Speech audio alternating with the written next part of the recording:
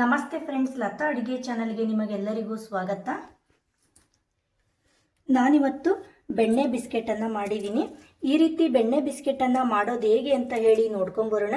ನೀವಿನ್ನೂ ನಮ್ಮ ಚಾನಲ್ಗೆ ಸಬ್ಸ್ಕ್ರೈಬ್ ಆಗಿಲ್ಲ ಅಂತ ಹೇಳಿದರೆ ಸಬ್ಸ್ಕ್ರೈಬ್ ಆಗಿ, ವಿಡಿಯೋನ ಲೈಕ್ ಮಾಡಿ, ಶೇರ್ ಮಾಡಿ, ಹಾಗೆ ಕಮೆಂಟ್ಸ್ ಮಾಡಿ.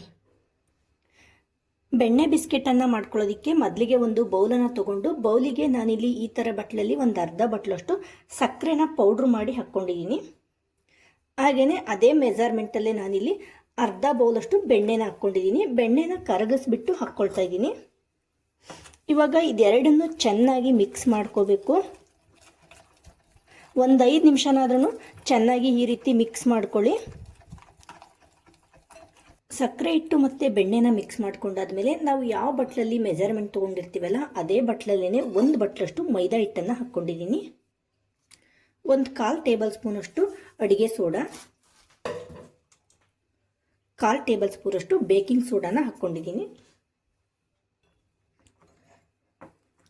ಇವಾಗ ಒಂದ್ಸರಿ ಇದನ್ನು ಚೆನ್ನಾಗಿ ಮಿಕ್ಸ್ ಮಾಡ್ಕೊಳ್ಳಿ. ಈ ರೀತಿ ಮಿಕ್ಸ್ ಮಾಡ್ಕೊಂಡಾದ್ಮೇಲೆ ಒಂದು ಸ್ವಲ್ಪನೇ ಹಾಲನ್ನು ಸೇರಿಸ್ಕೊಳ್ತಾ ಮತ್ತೆ ಒಂದ್ಸರಿ ಕೈಯಿಂದ ಇದನ್ನು ಮಿಕ್ಸ್ ಮಾಡ್ಕೊಳ್ಳಿ. ಹಾಲನ್ನು ಒಂದೇ ಸರಿ ಹಾಕ್ಕೊಳ್ಳೋದಕ್ಕೆ ಹೋಗಬೇಡಿ. ನಾವು ತಗೊಂಡಿರುವಂತಹ ಅಳತೆಗೆ ಒಂದು ಟೀ ಕುಡಿಯೋ ಲೋಟದಲ್ಲಿ 1/4 ಲೋಟದಿಂದ 1 ಲೋಟದೊಳಗೆ ಹಾಲನ್ನು ಹಾಕ್ಕೋಬೇಕು.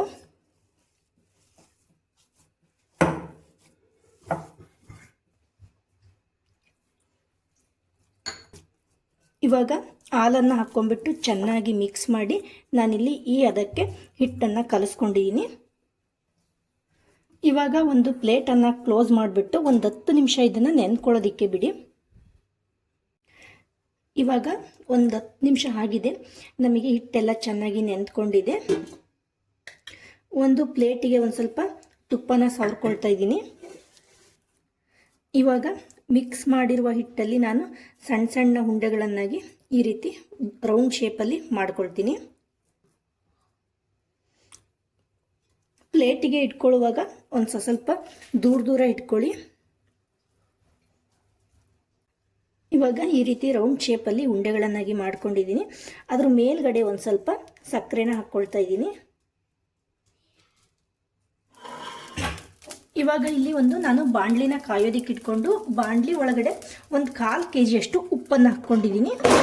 ಉಪ್ಪನ್ನು ಹಾಕಿ ಮೇಲ್ಗಡೆ ಒಂದು ಹಿಟ್ಟಲನ್ನು ಇಟ್ಕೊಂಡು ಅದನ್ನ ಒಂದು 15 ನಿಮಿಷ ನಾನು ಗ್ಯಾಸನ್ನು ಲೋ ಫ್ಲೇಮಲ್ಲಿ ಇಟ್ಕೊಂಡು ಬಿಸಿ ಮಾಡ್ಕೊಂಡಿದ್ದೀನಿ. ಇವಾಗಲೂ ಅಷ್ಟೇ ನಾವು ಬಿಸ್ಕೆಟ್ನ ಹಿಟ್ಟನ್ನು ಹಾಕ್ಕೊಂಡ್ಮೇಲೆ ಮತ್ತೆ ಅದನ್ನು ಕ್ಲೋಸ್ ಮಾಡಿಬಿಟ್ಟು ಒಂದು 15 ನಿಮಿಷ ಮೀಡಿಯಂ ಫ್ಲೇಮಲ್ಲಿಟ್ಟು ಅದನ್ನು ಬೇಯಿಸ್ಕೋಬೇಕು. ಇವಾಗ ಒಂದು 15 ನಿಮಿಷ ಆಗಿದೆ.